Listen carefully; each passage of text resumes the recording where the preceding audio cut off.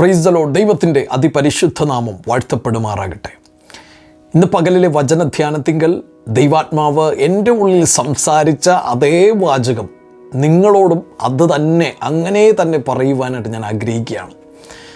അപ്രതീക്ഷിതമായിട്ടുള്ള ചില വിളികൾ, പ്രതീക്ഷിച്ചിരിക്കാത്ത ചില അപ്രൂവലുകൾ, ചില അംഗീകാരങ്ങൾ നിങ്ങളെ തേടി എത്തുവാനായിട്ട് പോവുകയാണ്. ഇതുവരെ ചരിത്രത്തിൽ ഒരു വ്യക്തിക്കും ഇങ്ങനെ ഒരു അപ്രൂവൽ ലഭ്യമായിട്ടില്ല, ഇങ്ങനെ ഒരു വിളി വന്നിട്ടില്ല. ഞാൻ ജോലി ചെയ്യുന്ന കമ്പനിയിൽ, ഞാൻ ആയിരിക്കുന്ന സ്ഥാനങ്ങളിൽ ഇങ്ങനെ ഒരു വിളി ഒരിക്കലും പ്രതീക്ഷിക്കുവാനായിട്ട് കഴിയാത്തതാണ് എന്ന് നിങ്ങൾ പോലും ചിന്തിച്ചിരിക്കുന്ന ഈ സാഹചര്യത്തിൽ ഇപ്രകാരം പറയട്ടെ, അപ്രതീക്ഷിതമായിട്ടുള്ള ഒരു വിളിക്കായി കാത്തിരിക്കുക, അപ്രതീക്ഷിതമായിട്ടുള്ള ഒരു അപ്രൂവൽ, ഒരു അംഗീകാരത്തിനായി കാത്തിരിക്കുക.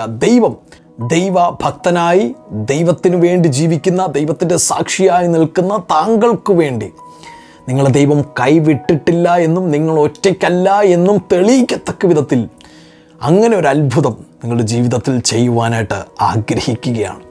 A new day with Jesus, യേശുവിനോടൊപ്പം പുതിയ ദിനം എന്നുള്ള പ്രഭാത വചനധ്യാനത്തിലേക്ക് താങ്കളെ ഹാർദവമായി സ്വാഗതം ചെയ്യുന്നു. എസ്തേർ 1 മുതൽ 5 വരെയുള്ള അധ്യായങ്ങൾ നാം വായിക്കുമ്പോൾ എസ്തേറിൻ്റെ പുസ്തകം തന്നെ ഒരു അത്ഭുതമാണ്. പ്രത്യേകിച്ച് 1 മുതൽ 5 വരെയുള്ള അധ്യായങ്ങൾ നാം വായിക്കുമ്പോൾ ദൈവത്തിൻ്റെ ഭക്തനായിരിക്കുന്ന ഒരു മനുഷ്യന് വേണ്ടി, ദൈവത്തിനോടുള്ള ഭക്തിയോടെ ജീവിക്കുന്ന മനുഷ്യർക്ക് വേണ്ടി ദൈവം എങ്ങനെയെല്ലാം തൻ്റെ കരമയച്ച് പ്രവർത്തിക്കുമെന്ന് നമുക്കൊരുപാട് ധൈര്യം തരുന്ന, ഒരുപാട് നമ്മെ ബലപ്പെടുത്തുന്ന ഒരുപാട് സംഭവങ്ങൾ ആ ഭാഗങ്ങളിൽ നിന്ന് നമുക്ക് കണ്ടെത്തുവാനായിട്ട് കഴിയും. അതിൻ്റെ ചരിത്ര പശ്ചാത്തലം ഒന്ന് വിവരിക്കട്ടെ. ഇസ്രായേൽ മക്കൾ, പ്രത്യേകിച്ച് യഹൂദ ജനം, അവർ ദൈവത്തിൻ്റെ സന്നിധിയിൽ പാപം ചെയ്ത് ദൈവത്തിങ്കൽ നിന്ന് ഒരുപാട് അകലങ്ങളിലേക്ക് പോയി. അവർക്ക് കോട്ടയായ, അവർക്ക് പ്രൊട്ടക്ഷനായ ദൈവത്തിൻ്റെ സന്നിധിയിൽ നിന്ന് ഒരുപാട് അകലങ്ങളിൽ അവർ പാപം ചെയ്ത് അകന്നു പോയപ്പോൾ നെബൂഖദ്നേസർ രാജാവിൻ്റെ അധികാരത്തിന് കീഴിലുള്ള ബാബേൽ സാമ്രാജ്യം യഹൂദാദേശത്തിലേക്ക് കടന്നു വരികയും അവിടെയുള്ള ജനങ്ങളെയൊക്കെ പിടിച്ചടക്കുകയും, പ്രത്യേകിച്ച് യെരൂശലേം ദേവാലയം ഒക്കെ പിടിച്ചടക്കുകയും അവിടെ പാർത്തിരുന്ന യഹൂദരെ പല സ്ഥലങ്ങളിലായി ചിതറിച്ചു കളയുകയും ചെയ്യുകയാണ്. അങ്ങനെ അവർ പല ദേശങ്ങളിൽ, പ്രത്യേകിച്ച് ആ സമയങ്ങളിൽ ബാബേൽ സാമ്രാജ്യം എന്നുള്ളത് ഏറ്റവും വലിയൊരു ശക്തിയായിരുന്നു. അവരുടെ കീഴിൽ പല രാജ്യങ്ങളും ഉണ്ടായിരുന്നു. അങ്ങനെ അവർ ഭരിച്ചിരുന്ന പല രാജ്യങ്ങളിലേക്കും യഹൂദർ ചിന്നിച്ചിതറേണ്ടിയ ഒരു സാഹചര്യത്തിലേക്ക് കാര്യങ്ങൾ കടന്നു പോകുന്നുണ്ട്. അങ്ങനെ പല സ്ഥലങ്ങളിലായി യഹൂദർ ചിന്നിച്ചിതറിക്കിടക്കുന്ന കാലഘട്ടത്തിൽ ബാബേലിനേക്കാൾ ശക്തിയേറിയ പേർഷ്യൻ സാമ്രാജ്യം എഴുന്നേൽക്കുകയും ബാബേൽ അടിച്ചമർത്തപ്പെടുകയും ചെയ്യുന്നു. അങ്ങനെ ഒരു സാഹചര്യം ഉണ്ടാകുന്നുണ്ട്. എങ്കിലും ചിന്നിച്ചിതറിക്കിടന്നിരുന്ന യഹൂദർ അവിടങ്ങളിൽ തന്നെ പാർക്കേണ്ടിയ സാഹചര്യം ഉടലെടുക്കപ്പെടുകയാണ്. ശേഷം പാർസ്യ രാജാവ് അല്ലെങ്കിൽ പേർഷ്യൻ രാജാവ് അധികാരത്തിൽ കടന്നു വരികയും അങ്ങനെ കാലങ്ങൾ ഒരുപാട് കടന്നു പോവുകയും ചെയ്യുന്നു. അങ്ങനെ ഇരിക്കെ പാർസ്യ രാജാവായ അഹശ്വേരോഷ് രാജാവ് അധികാരത്തിലേക്ക് വരികയാണ്. അഹശ്വേരോഷ് രാജാവിൻ്റെ ഭാര്യ വസ്തി രാജ്ഞിയാണ്. രാജാവ് അഹശ്വേരോഷ് രാജാവ് തൻ്റെ ഭാര്യയായ വസ്തി അവിടുത്തെ രാജ്ഞി. അങ്ങനെ ആ ദമ്പതികൾക്കിടയിൽ ഒരു പ്രശ്നം രൂപം കൊള്ളുകയും വസ്തി രാജ്ഞിയുടെ അനുസരണക്കേട് അല്ലെങ്കിൽ രാജാവിനെ ബഹുമാനിക്കാത്തത് കൊണ്ട് രാജാവിന് വസ്തി രാജ്ഞിയോട് ഒരു അനിഷ്ടം തോന്നുകയും ആ രാജ്ഞി എന്നുള്ള പദവിയിൽ നിന്ന് വസ്തി രാജ്ഞിയെ നീക്കുവാൻ അഹശ്വേരോഷ് രാജാവ് തയ്യാറാകുകയും ചെയ്യുന്നു. അതിനുശേഷം പുതിയ ഒരു രാജ്ഞിയെ തിരഞ്ഞെടുക്കുവാനുള്ള സെലക്ഷൻ പ്രോസസ്സ് ആ ദേശത്തിൽ ആരംഭിക്കുകയാണ്. അത് ഒരുപക്ഷെ പല വ്യത്യസ്തമായിട്ടുള്ള വാക്കുകളിൽ ഈ അധ്യായങ്ങളിൽ നമുക്ക് കാണുവാനായിട്ട് കഴിയും. ചുരുക്കി പറയുന്നത് കൊണ്ട് ഇങ്ങനെ പറയട്ടെ, അങ്ങനെ ആ സെലക്ഷൻ പ്രോസസ്സ് നടന്നുകൊണ്ടേയിരിക്കുകയാണ്. അതേസമയം തന്നെ ആ രാജാവിൻ്റെ കൊട്ടാരത്തിൻ്റെ വാതിൽ കാവൽക്കാരനായി മൊർദെഖായി എന്നുള്ളൊരു മനുഷ്യനെ ഈ വേദപുസ്തകത്തിൽ, എസ്തേറിൻ്റെ പുസ്തകത്തിൽ നമുക്ക് കാണുവാനായിട്ട് കഴിയും. ആ മൊർദെഖായിയെ പറ്റി പറയുന്നു, അദ്ദേഹം ഒരു യഹൂദനായിരുന്നു. നേരത്തെ സൂചിപ്പിച്ചതുപോലെ ചിന്നിച്ചിതറിക്കിടന്നിരുന്ന യഹൂദരുടെ മധ്യത്തിലുള്ള ഒരു യഹൂദനാണ് ഈ മൊർദെഖായി എന്നുള്ള മനുഷ്യൻ. ആ മനുഷ്യൻ ഇതാ ശൂഷൻ രാജധാനിയിൽ അഹശ്വേരോഷ് രാജാവിൻ്റെ വാതിൽ കാവൽക്കാരനായിരിക്കുകയാണ്. അങ്ങനെ വാതിൽ കാവൽക്കാരനായിരിക്കുന്ന മൊർദെഖായിയെ പറ്റി ഇപ്രകാരം നമുക്ക് കാണുവാനായിട്ട് കഴിയും. തൻ്റെ ചിറ്റപ്പൻ്റെ മകളായ എസ്തേർ എന്നുള്ള ഒരു യുവതിയെ താൻ എടുത്തു വളർത്തിയിരുന്നു. എസ്തേർ എന്നുള്ള ആ യുവതിക്ക് മാതാപിതാക്കളില്ലാതിരുന്നത് കൊണ്ട് മൊർദെഖായി ആയിരുന്നു തൻ്റെ കാര്യങ്ങളെല്ലാം നോക്കിയതും തന്നെ വളർത്തി വലുതാക്കിയതുമൊക്കെ മൊർദെഖായി ആയിരുന്നു. അങ്ങനെ കാലങ്ങൾ പിന്നെയും കടന്നുപോയി. ഇതേ സമയത്ത് തന്നെ അഹശ്വേരോഷ് രാജാവ് പുതിയൊരു രാജ്ഞിയെ തിരഞ്ഞെടുക്കുവാനായിട്ടുള്ള സെലക്ഷൻ പ്രോസസ്സ് ആരംഭിച്ചിരിക്കുന്നു എന്ന് മൊർദെഖായി അറിയുകയും മൊർദെഖായി എസ്തേറിനെ ആ സെലക്ഷൻ പ്രോസസ്സിലേക്ക് കടത്തിവിടുകയും ചെയ്യുകയാണ്. ഓർക്കുക, മൊർദെഖായി ഒരു യഹൂദനാണ്. അതേപോലെ തന്നെ എസ്തേറും യഹൂദ വിഭാഗത്തിൽ പെടുന്ന ഒരു യുവതിയാണ്. അങ്ങനെ അഹശ്വേരോഷ് രാജാവിൻ്റെ ഭാര്യയായിട്ട് അല്ലെങ്കിൽ ഒരു രാജ്ഞിയായിട്ട് എസ്തേർ അധികാരത്തിൽ കടന്നു വരികയാണ്. മൊർദെഖായിയുടെ ആവശ്യപ്രകാരം എസ്തേർ തന്നെ തൻ്റെ ജാതിയെ അല്ലെങ്കിൽ താൻ യഹൂദ വിഭാഗത്തിൽപ്പെട്ട ഒരു സ്ത്രീയാണ് എന്ന് പരിചയപ്പെടുത്തിയിരുന്നില്ല. കുറച്ച് ദിവസങ്ങൾ കഴിഞ്ഞതിന് ശേഷം രാജ്യത്തിൽ ഒരു വലിയ വ്യത്യാസം വരികയാണ്. രാജ്യത്തിൽ രാജാവിന് ശേഷം ഏറ്റവും ഔന്നത്യമായിട്ടുള്ളൊരു പദവിയിലേക്ക് ഹാമാൻ എന്നുള്ളൊരു മനുഷ്യൻ ഉയർന്നു വരുന്നത് നമുക്ക് കാണുവാനായിട്ട് കഴിയും. ഹാമാന് എല്ലാ വിധത്തിലുള്ള പദവികളും അതുപോലെ തന്നെ രാജ്യത്തിൻ്റെ കാര്യങ്ങളിൽ തീരുമാനമെടുക്കുവാനായിട്ടുള്ളൊരു പദവിയും ഉന്നത പദവിയുമൊക്കെ നൽകി അഹശ്വേരോഷ് രാജാവ് ഹാമാനെ വാഴിച്ചിരിക്കുകയാണ്. എന്നാൽ ഒരിക്കൽ ഹാമാൻ ശ്രദ്ധിച്ച ഒരു കാര്യമുണ്ട്. ഹാമാൻ എന്നുള്ളൊരു മനുഷ്യൻ ആ ദേശത്തിൽ എവിടെയൊക്കെ കടന്നുപോയാലും അവിടെയുള്ള ജനങ്ങൾ എഴുന്നേറ്റ് നിൽക്കണമെന്നും തന്നെ ബഹുമാനിക്കണമെന്നുമൊക്കെ ഹാമാൻ ആഗ്രഹിച്ചിരുന്നു. എന്നാൽ സത്യദൈവമായ യഹോവയെ മാത്രം ആരാധിക്കുകയും യഹോവയെ മാത്രം സേവിക്കുകയും ചെയ്തിരുന്ന മൊർദെഖായി എന്നുള്ള അഹശ്വേരോഷ് രാജാവിൻ്റെ വാതിൽ കാവൽക്കാരനായി യഹൂദനായ മനുഷ്യൻ ഹാമാനെ നമസ്കരിച്ചില്ല. ഇത് ഹാമാൻ ശ്രദ്ധിച്ച ഉടനെ തൻ്റെ മനസ്സിൽ വല്ലാത്തൊരു കോപം ഈ മൊർദെഖായിയോടുണ്ടാവുകയാണ്.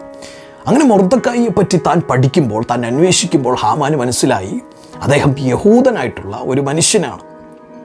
മൊർദെഖായിയോട് മാത്രമാണ് ഹാമാന് ദേഷ്യമെങ്കിലും അടങ്ങാത്ത ദേഷ്യവും കോപവും ഉള്ളത് കാരണം മറ്റൊരു ദേശത്തിൽ നിന്ന് ഈ ദേശത്തിൽ വന്ന് പാർക്കുന്ന ഈ യഹൂദനായ മൊർദെഖായി എന്നെ നമസ്കരിക്കുന്നില്ല എന്നുള്ള അഹങ്കാരവും ആ ഗർവവും കാരണം ഹാമാൻ ഇങ്ങനൊരു തീരുമാനമെടുക്കുകയാണ്. രാജാവിനോട് ഇങ്ങനൊരു കാര്യം പറയുകയാണ്: രാജാവേ, ഇവിടെ കുറേ യഹൂദന്മാർ വന്ന് പാർക്കുന്നുണ്ട്.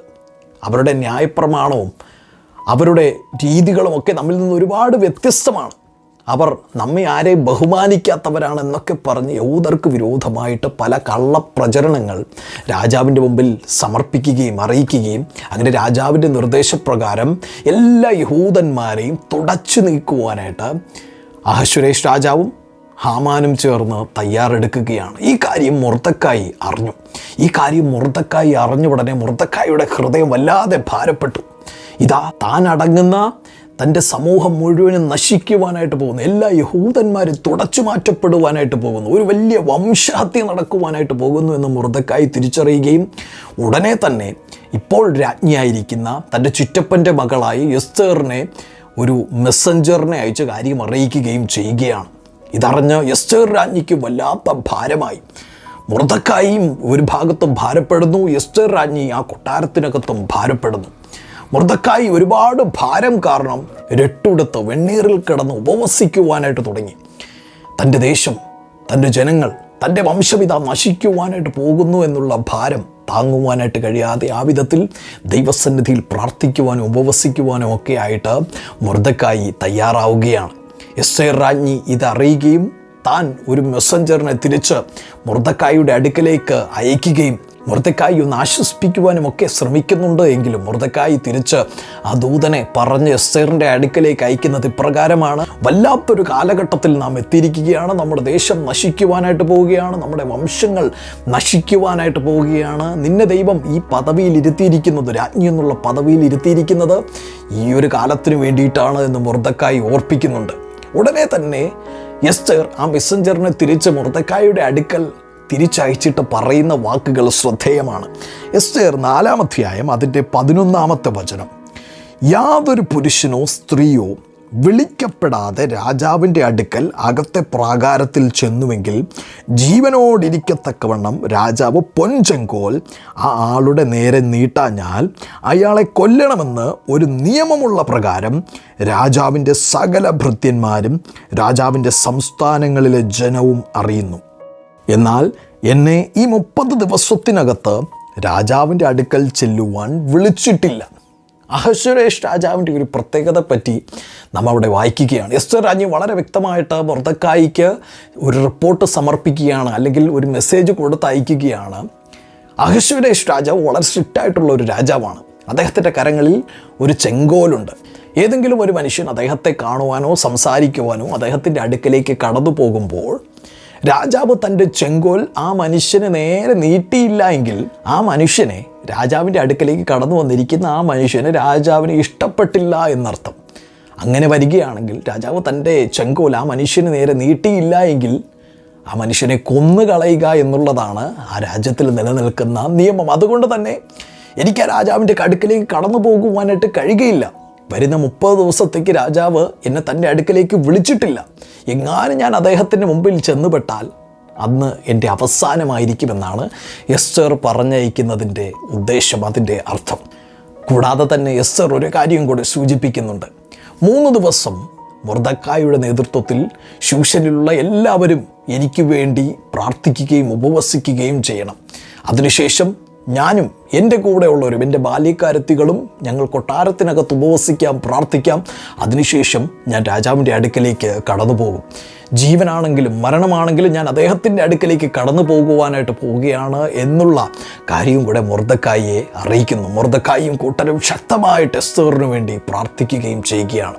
അതിനൊടുവിൽ 3-ാമത്തെ ദിവസം എസ്തർ തൻ്റെ രാജവസ്ത്രമൊക്കെ ധരിച്ച് രാജാവിൻ്റെ മുമ്പിലേക്ക് കടന്നു പോകുവാനായിട്ട് ഒരുങ്ങുകയാണ്. അങ്ങനെ രാജാവിൻ്റെ മുമ്പിൽ, ആ വാതിലിന് മുമ്പിൽ എസ്തർ രാജ്ഞി കടന്നു ചെല്ലുമ്പോൾ അവിടെ സംഭവിക്കുന്നതായിട്ട് നമുക്ക് കാണുവാനായിട്ട് കഴിയുന്നത് ഇപ്രകാരമാണ്.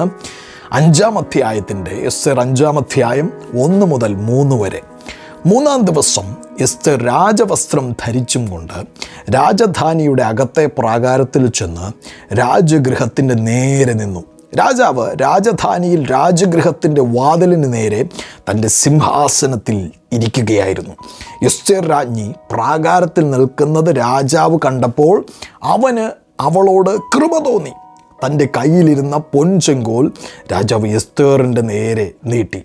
എസ്തർ അടുത്തു ചെന്ന് ചെങ്കോലിൻ്റെ അഗ്രം തൊട്ടു. രാജാവ് അവളോട്, എസ്തർ രാജ്ഞിയെ, എന്തു വേണം? എന്താകുന്നു നിൻ്റെ അപേക്ഷ? രാജ്യത്തിൽ പാതിയോളമായാലും നിനക്ക് തരാം എന്ന് പറഞ്ഞു. 2 പ്രധാനപ്പെട്ട കാര്യങ്ങൾ അതിൽ നിന്ന് അടർത്തിയെടുക്കട്ടെ. 1, രാജാവിന് അവളോട് കൃപ തോന്നി. 2, രാജാവ് തൻ്റെ ചെങ്കോൽ അവൾക്ക് നേരെ നീട്ടി. എന്ന് പറഞ്ഞാൽ തൻ്റെ അടുക്കലേക്ക് വരുവാൻ രാജാവ് തന്നെ ക്ഷണിക്കുകയാണ്. തൻ്റെ വാക്കുകൾ കേൾക്കുവാൻ രാജാവ് തൻ്റെ കാതുകൾ തുറക്കുകയാണ്. അവൾ എന്തു പറഞ്ഞാലും കൊടുക്കത്തക്ക വിധത്തിൽ രാജാവ് തൻ്റെ ഹൃദയത്തെ ഒരുക്കുകയാണ്. എന്നെ കേൾക്കുന്ന പ്രിയ ദൈവപൈതലേ, ഇതുപോലൊരു സാഹചര്യത്തിലൂടെ വളരെ ടെൻഷൻ പിടിച്ച, ചരിത്രത്തിൽ ആർക്കും ഇതുവരെ സംഭവിച്ചിട്ടില്ലാത്ത വിധത്തിൽ ഒരു വല്ലാത്തൊരു സാഹചര്യത്തിലൂടെ താങ്കൾ കടന്നു പോവുകയാണെങ്കിൽ നിങ്ങൾക്ക് വേണ്ടി ചിലരോട് സംസാരിക്കുവാൻ ഇന്ന് പകലിൽ എൻ്റെ ദൈവത്തിന് ശക്തിയുണ്ട്. ഒരുപക്ഷെ നിങ്ങളുടെ മാനേജറായിരിക്കാം, നിങ്ങളുടെ വില്ലേജ് ഓഫീസറായിരിക്കാം. നിങ്ങൾ ഒരുപാട് ശ്രമിച്ചിട്ടും നടക്കാത്ത ചില കാര്യങ്ങൾ അവർ തന്നെ നടത്തിക്കത്തക്ക വിധത്തിൽ ദൈവം കാര്യങ്ങളെ മാറ്റിമറിക്കുവാനായിട്ട് ആഗ്രഹിക്കുകയാണ്. തുടർന്ന് നമുക്ക് കാണുവാനായിട്ട് കഴിയും, പടിപടിയായി സ്റ്റെപ്പ് ബൈ സ്റ്റെപ്പായിട്ട് ദൈവം ചില വഴികൾ തുറക്കുകയും എസ്തറിനെയും മൊർദെഖായിയെയും മാത്രമല്ല യഹൂദരെ മുഴുവനും സംരക്ഷിക്കത്തക്ക വിധത്തിൽ രാജാവിൻ്റെ ഹൃദയത്തെ ദൈവം മാറ്റിമറിക്കുകയും ആരാണോ തനിക്ക് വിരോധമായി നിന്നത്, ആരാണോ മൊർദെഖായിക്കും എസ്തറിനും യഹൂദർക്കും വിരോധമായി നിന്നത്, അതായത് ഹാമാൻ എന്നുള്ള മനുഷ്യൻ, ആ മനുഷ്യനെ തൂക്കിലേറ്റത്തക്ക വിധത്തിൽ നിയമങ്ങളെ മാറ്റിമറിക്കുവാൻ, രാജാവിൻ്റെ ഹൃദയത്തോട് സംസാരിക്കുവാൻ ദൈവം എസ്തറിലൂടെ വഴി തുറക്കുന്നത് നമുക്ക് കാണുവാനായിട്ട് കഴിയും. ഇന്നത്തെ സന്ദേശത്തിൻ്റെ ഒടുവിലായി ഇങ്ങനെ പറഞ്ഞു നിർത്തട്ടെ, നിങ്ങൾക്ക് വേണ്ടി ചിലരോട് ദൈവം സംസാരിക്കും. നിങ്ങൾക്ക് വേണ്ടി മാത്രമായിട്ട് ഒരു പൊസിഷൻ നിങ്ങളുടെ കമ്പനിയിൽ നിർമ്മിച്ചു നൽകുവാൻ ദൈവത്തിന് കഴിയും. നിങ്ങൾക്ക് വേണ്ടി ഒരു റോൾ പുതിയതായിട്ട് എഴുതി ചേർക്കുവാനായിട്ട് ദൈവത്തിന് കഴിയും. ഇതുവരെ ചരിത്രത്തിൽ ആർക്കും ചെയ്തിട്ടില്ലാത്ത പോലെ നിങ്ങളോട് കൃപ തോന്നി ചിലത് നിങ്ങൾക്ക് വേണ്ടി ചെയ്തു തരുവാൻ ചില ഉദ്യോഗസ്ഥന്മാരോട് സംസാരിപ്പാൻ ദൈവത്തിന് ഇന്ന് പകലിലും ശക്തിയുണ്ട്. അതുകൊണ്ട് കാത്തിരിക്കുക. ഒരുപക്ഷെ ഒരു ഫോൺ കോളിലൂടെ ആയിരിക്കാം, ഒരുപക്ഷെ ഒരു ഇമെയിലിലൂടെ ആയിരിക്കാം, ഒരുപക്ഷെ ഒരു SMS ആയിരിക്കാം, നേരിട്ടായിരിക്കാം ചില വിളികൾ, അപ്രതീക്ഷിതമായിട്ടുള്ള ചില വിളികൾ, അപ്രതീക്ഷിതമായിട്ടുള്ള ചില അംഗീകാരങ്ങൾ ദൈവം തൻ്റെ ചെങ്കോൽ നമുക്ക് നേരെ നീട്ടുന്ന ദിവസങ്ങളായി, മണിക്കൂറുകളായി ഈ ദിവസങ്ങളിൽ ദൈവം ചിലത് നിങ്ങൾക്ക് വേണ്ടി ചെയ്യുവാനായിട്ട് പോവുകയാണ്. ദൈവത്തിൻ്റെ ചെങ്കോൽ നിങ്ങൾക്ക് നേരെ നീട്ടുന്ന ഈ നല്ല പകലിൽ കർത്താവിനോട് തന്നെ ചേർന്നിരിക്കുക, കർത്താവിൽ മാത്രം ആശ്രയിക്കുക. അവൻ നിങ്ങൾക്കായി ഒരു വഴി തുറക്കും. ആമേൻ. God bless U.